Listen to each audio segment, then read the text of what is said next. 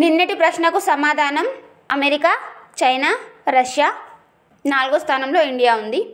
Hi friends, welcome to my channel education world. నేటి ప్రశ్నలు మే 1 and 2కి సంబంధించి. మొదటి ప్రశ్న, బయోలాజికల్ ఈ సంస్థ తయారు చేసిన న్యూబేవాక్స్ 14 వ్యాక్సిన్ దేనికి సంబంధించి? ఆన్సర్, చిన్నపిల్లల్లో న్యూమోకోకల్ వ్యాధిని నివారించడానికి. ఇలా వ్యాక్సిన్స్ ఏవైతే తయారు చేస్తారో, వ్యాక్సిన్స్ కానివ్వండి, మెడిసిన్స్ కానివ్వండి, ఇవి మార్కెట్లోకి రావడానికన్నా ముందు central drugs standard control organisation and drug control general of India నుండి ఆమోదం పొందిన తర్వాతే మార్కెట్లోకి రావడం జరుగుతుంది. రెండో ప్రశ్న, innovative 3D printed dummy ballot యూనిట్ను ఏ ఐఐటి తీసుకొచ్చింది? Answer, IIT Guwahati. ఇలా ఐఐటీలు తరచూ వార్తల్లో నిలుస్తున్నాయి ఏదో ఒక ఇన్నోవేషన్తో. ఇలా ఇన్నోవేషన్ చేస్తూ వార్తలు నిలిచిన ఐఐటీలను ఖచ్చితంగా గుర్తుంచుకోండి. ఇటీవల ఐఐటీలు దేశంలోనే కాకుండా ప్రపంచవ్యాప్తంగా కూడా, విదేశాల్లో కూడా వాటి క్యాంపస్లను ఏర్పాటు చేస్తున్నాయి. ఫర్ ఎగ్జాంపుల్, ఐఐటి మద్రాస్ దాని యొక్క క్యాంపస్ను టాంజానియాలోని జాంజిబార్లో ఏర్పాటు చేసింది. దానికి మొట్టమొదటి డైరెక్టర్గా ప్రీతి అగలం విధులు నిర్వహిస్తున్నారు. మూడో ప్రశ్న, క్రిటికల్ మినరల్స్కి సంబంధించి మినిస్ట్రీ ఆఫ్ మైనింగ్ ఏ సంస్థతో ఒప్పందం కుదుర్చుకుంది? ఆన్సర్, శక్తి సస్టైనబుల్ ఎనర్జీ ఫౌండేషన్తో ఒప్పందం కుదుర్చుకుంది. నాలుగో ప్రశ్న, షాక్స్గామ్ లోయ ఎక్కడ ఉంది? ఆన్సర్, పాక్ ఆక్రమిత కాశ్మీర్, ముఖ్యంగా సియాచల్ గ్లాషియర్లో ఇది ఉంది. అయితే ఎందుకు వార్తలు నిలిచిందంటే, చైనా అక్కడ రోడ్డు నిర్మాణం చేస్తుందని చెప్పి ఈ లోయ వార్తల్లోకి వచ్చింది. ఐదో ప్రశ్న, ఇటీవల నేవీ అధినేతగా ఎవరు నియమితులయ్యారు? Answer, Dinesh Kumar. Navy chief Dinesh Kumar అనుకోండి, దినేష్ కుమార్. అయితే army chief Manoj Pande, air force chief RV Chaudhary. ఇవి ఎయిర్ ఫోర్స్ కానివ్వండి, నేవీ కానివ్వండి, ఆర్మీ కానివ్వండి, వీటికి సంబంధించిన అధినేతలను, చీఫ్లను గుర్తుంచుకోండి. ఆరో ప్రశ్న, green Nobel prize or Goldman environmental prize 2024 ఎవరికి ఇవ్వడం జరిగింది? ఆన్సర్, అలోక్ శుక్లా. అలోక్ శుక్లా గారు ఛత్తీస్గఢ్కి సంబంధించిన వ్యక్తి. అయితే ఛత్తీస్గఢ్ బచావో అనే ఒక ఆందోళన కూడా తీసుకొచ్చారు ఈయన.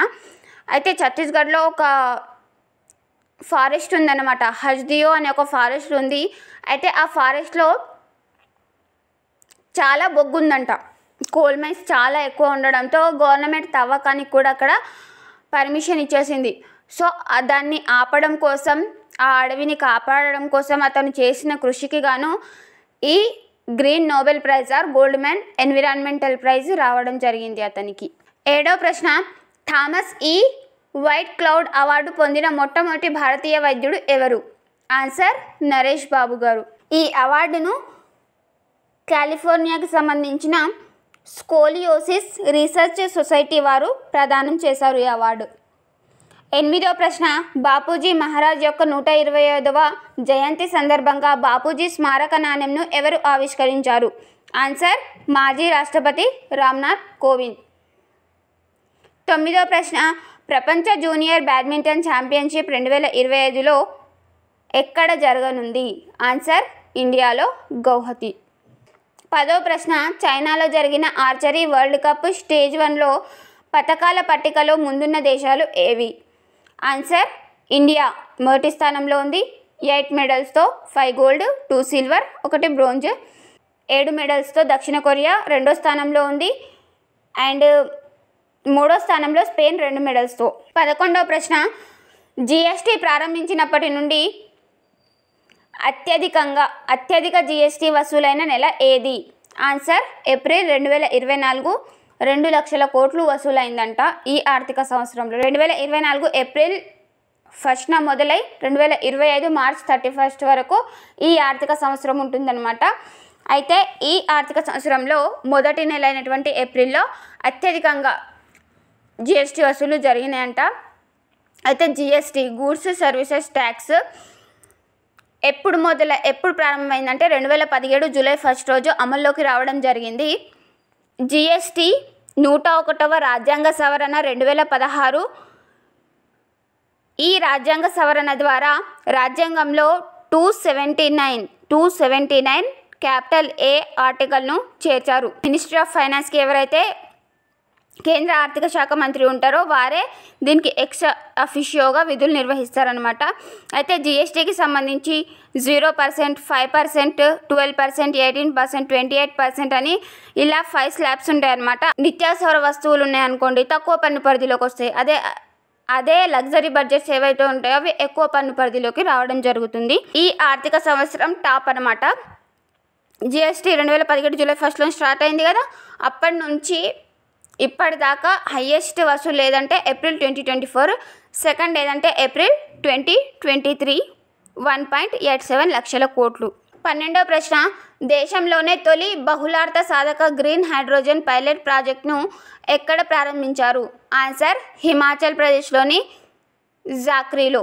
ఇలా దేశంలోని తొలిసారి, ప్రపంచంలోని తొలిసారి అతి చిన్నది, అతి పెద్దది ఇలాంటి ఏవైతే వార్తలు నిలుస్తాయో వాటిపైన ఫోకస్ చేయండి.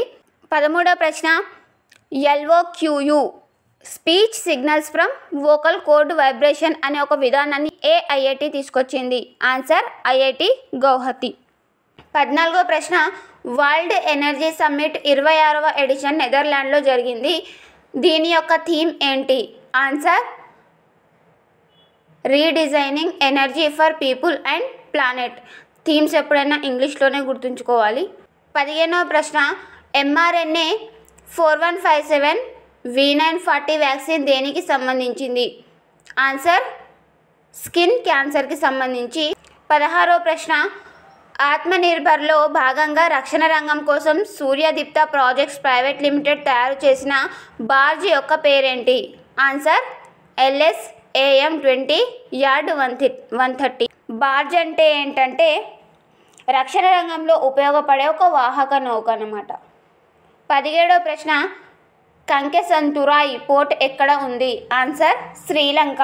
ఈ పోర్ట్ ఎందుకు వార్తల్లో నిలిచింది అంటే భారతదేశం ఈ పోర్టుకి సంబంధించి $61.5 మిలియన్ రుణ సాయం చేయడం జరిగింది. అందుకు ఈ పోర్ట్ వార్తల్లో నిలిచింది. 18వ ప్రశ్న, స్మార్ట్ సూపర్సోనిక్ మిసైల్ అసిస్టెడ్ టోర్పిడోను ఎవరు అభివృద్ధి చేశారు? Answer DRDO defence research and development ఆర్గనైజేషన్కి ప్రస్తుతం సమీర్ వి కామత్ గారు విధులు నిర్వహిస్తున్నారు. ఇది ఒక కొత్త తరం క్షిపణి ఆధారిత తేలికపాటి టోర్పిడో వ్యవస్థ అన్నమాట ఈ స్మార్ట్ అనేది. 19వ ప్రశ్న, ప్రపంచంలోనే లోతైన బ్లూ హోల్ ఎక్కడ ఉంది? ఆన్సర్ మెక్సికో సముద్రంలో గుర్తించారంట శాస్త్రవేత్తలు. దాని పేరేంటంటే టాంజా బ్లూ హోల్. 20వ ప్రశ్న, మూడోసారి అంతరిక్షంలోకి వెళ్ళనున్న భారత సంతతికి చెందిన అమెరికా వ్యోమగామి ఎవరు? Answer Sunita Williams. ఇలాంటి మరిన్ని ప్రశ్నల కోసం please like, share and subscribe my channel education. ప్రపంచంలోనే మీకు ఇంకా ఎయిర్పోర్ట్ ను ఎక్కడ నిర్మించబోతున్నారు సెక్షన్ లో ఈ ప్రశ్నకి ఆన్సర్ నెక్స్ట్ వీడియోలో చెప్తాను. మీకు గనక తెలిసినట్లయితే కామెంట్ సెక్షన్ లో కామెంట్ చేయండి.